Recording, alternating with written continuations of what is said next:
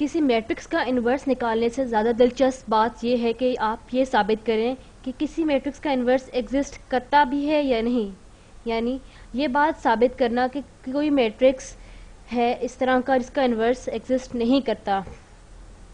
کوئی بھی ایسا میٹرکس جس کا انورس نہ ایگزسٹ کرتا ہو اسے ہم سنگولر میٹرکس کہتے ہیں. چلیے اب یہ دیکھتے ہیں کہ یہ میٹرکس کا انورس کیسے ایگزسٹ نہیں کر سکتا. ہم ایک جنرل میٹرکس لیں گے پہلے A جو 2x2 ہے ABCD.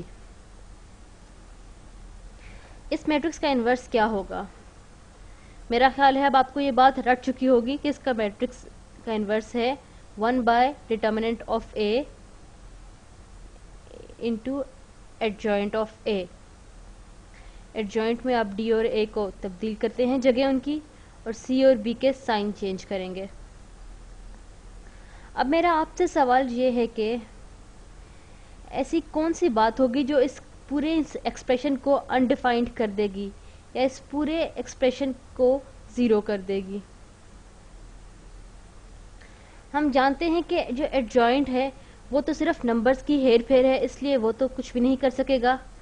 اب جو بات رہ جاتی ہے کہ اگر ہمارے پاس A کا ڈٹرمننٹ انڈیفائنڈ ہو تو A کا انورس ایگزسٹ نہیں کرتا یا A کا انورس انڈیفائنڈ ہوتا ہے. A کا انورس انڈیفائنڈ ہوتا ہے صرف تب ہی. میتھس میں ہم F کے ساتھ تب لکھتے ہیں, اس کا مطلب ہے if and only if. یہ if کے اوپر زور دیا گیا ہے, یعنی A کا انورس صرف تب ہی موجود نہیں ہوتا جب ہمارے پاس A کا ڈٹرمننٹ زیرو ہوتا ہے. جب A کا ڈٹرمننٹ زیرو ہوتا ہے تو A انورس ایگزسٹ نہیں کرتا یا A انورس ڈیفائنڈ نہیں ہوتا. اب سوال یہ ہے کہ زیرو ڈٹرمننٹ کا مطلب کیا ہوتا ہے. یہ ہے کہ ڈٹرمننٹ زیرو کیا ہوگا. ڈٹرمننٹ آف A اس کیس میں ہمارے پاس ہے AD مائنس BC.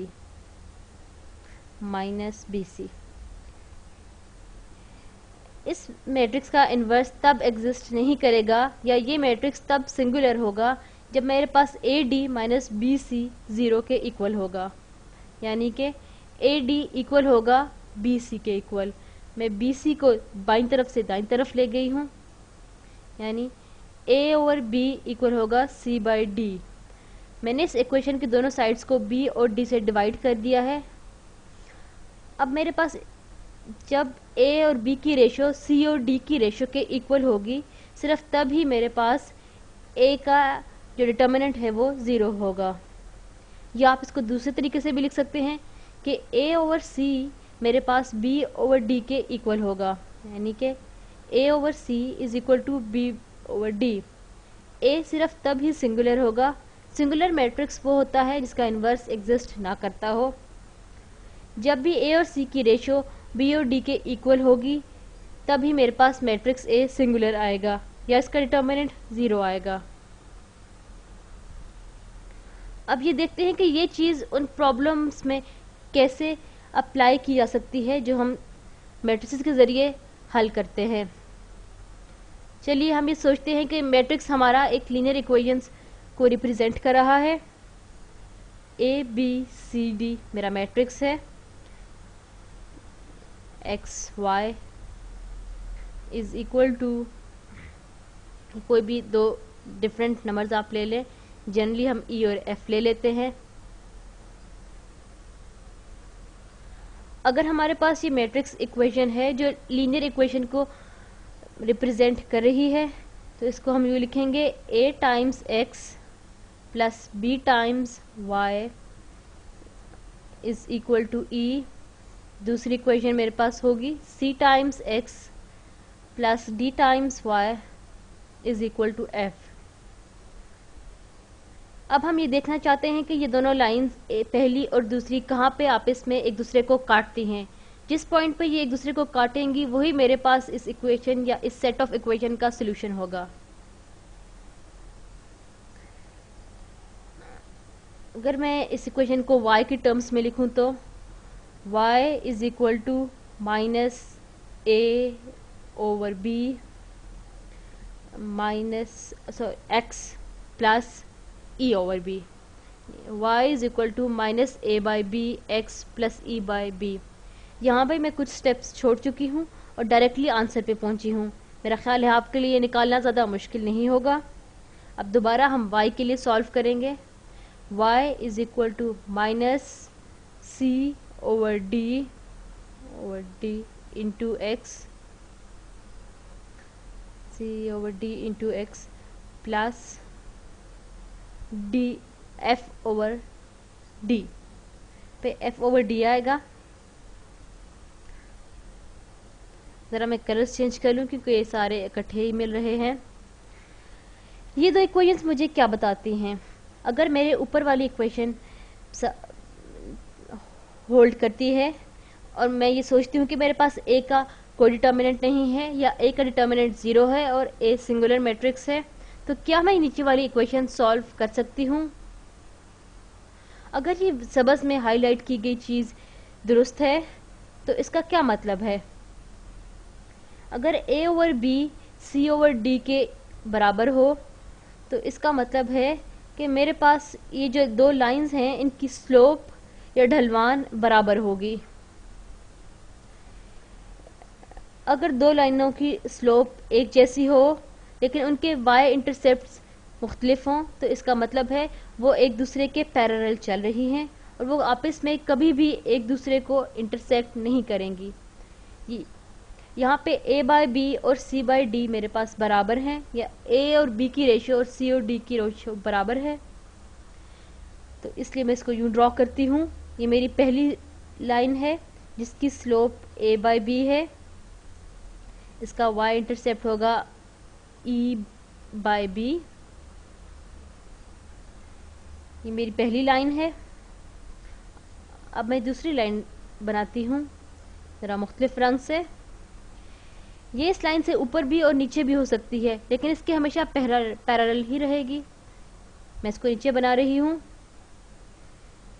इस लाइन का y इंटरसेप्ट है मेरे पास f ओवर d। अगर e ओवर b और f ओवर d मेरे पास डिफरेंट टर्म्स हैं लेकिन इक्वेशंस a बाई बी और c बाई डी बराबर हों तो ये हमेशा पैरेलल होंगी और ये किसी भी जगह पे एक दूसरे को काटेंगे नहीं, इसलिए इन इक्वेशंस का मेरे पास सोल्यूशन नहीं एग्जिस्ट करेगा या मैं इनका सोल्यूशन ढूंढ नहीं सकती। सिंगुलर मैट्रिक्स की एक तरीका कार ये भी है कि मेरे पास दो लाइंस पैरेलल हों। एक और बात हो सकती है कि ये दोनों लाइनें एक दूसरे को इंटरसेक्ट कर सकती हैं अगर e बाई बी और f बाई डी बराबर हों, तो इसका मतलब है ये दोनों लाइनें एक ही लाइन को दरअसल रिप्रेजेंट कर रही हैं, यानी ये इन्फिनिट नंबर ऑफ जगहों पे एक दूसरे को इंटरसेक्ट कर रही हैं। फिर भी मेरे पास इस सेट ऑफ इक्वेशंस का कोई यूनिक सोल्यूशन या कोई एक ऐसा सोल्यूशन नहीं होगा। यानी मेरे पास मैट्रिक्स तब ही सिंगुलर आता है जब वो कोई भी दो लाइंस को रिप्रेजेंट कर रहा हो, तो या तो वो दो लाइंस पैरेलल हों या वो दोनों लाइंस किसी दरअसल एक ही लाइन को रिप्रेजेंट कर रही हों। फिर वो दोनों लाइंस असल में अपने आप को इन्फिनिट नंबर ऑफ जगहों पे इंटरसेक्ट कर रही होंगी। इंटरसेक्ट का मतलब है लाइनों का आपस में एक दूसरे को काटना। अब मैं ज़रा इसको मिटा के जगह बना लूँ।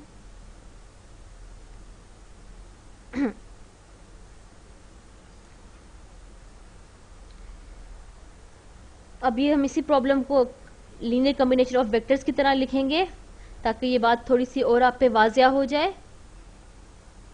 ए सी times x plus vector B D times Y is equal to E F.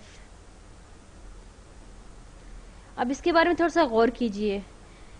हम कह रहे हैं कि मेरे पास कोई भी इस तरह का कॉम्बिनेशन है वेक्टर्स ए सी और बी डी का जो वेक्टर ई एफ के इक्वल है, यानी ए सी और बी डी का कॉम्बिनेशन मेरे पास ई एफ के बराबर होता है।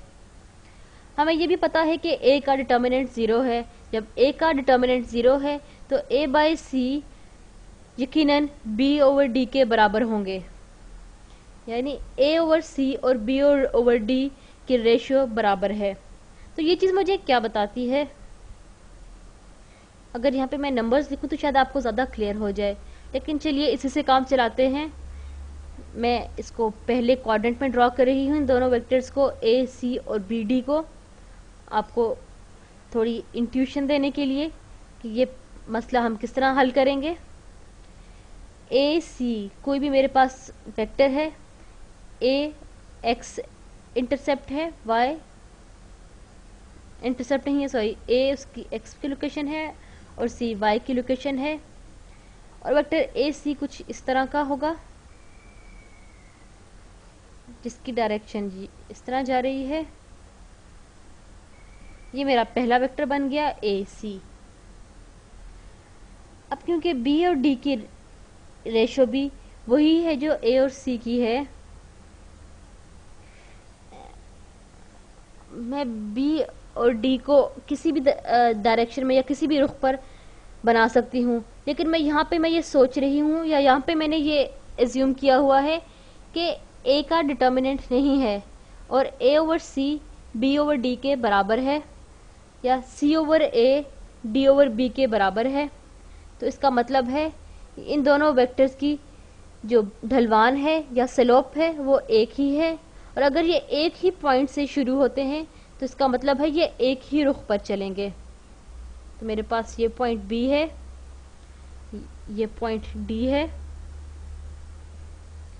ویکٹر بی ڈی یہاں پہ ہوگا. آپ اس کے بارے میں تھوڑا سا سوچ سکتے ہیں کہ یہ دونوں ایک ہی رخ پر کیوں ہیں. یہ اس لیے کہ یہ ایک کی ڈھلوان برابر ہے اور یہ ایک ہی پوائنٹ سے شروع ہو رہے ہیں. ویکٹر بی ڈی کی ڈائریکشن یا رخ وہی ہوگا جو ویکٹر اے سی کا ہے، لیکن اس کی لینتھ یا لمبائی مختلف ہو سکتی ہے. اب ہمیں یہ نہیں معلوم کہ ویکٹر ای ایف کس رخ پر ہے یا وہ کہاں پہ ہے. اگر کوئی بھی دو پوائنٹ ہے میرے پاس ای اور ایف، تو میرے پاس ویکٹر ای ایف یہاں پہ ہوگا. یہ میرا ویکٹر ای ایف بن گیا، یہ اس کا ایرو ہے. اب میرا سوال آپ سے یہ ہے کہ اگر یہ دو ویکٹرز ایک ہی ڈائریکشن میں ہوں اور ان کا میگنیچیوڈ مختلف ہو تو کوئی بھی ایسا طریقہ کار نہیں ہے کہ آپ ان دو ویکٹرز کو جمع یا تفریق کریں، ایڈ یا سبٹریکٹ کریں اور آپ ویکٹر ای ایف حاصل کر سکیں.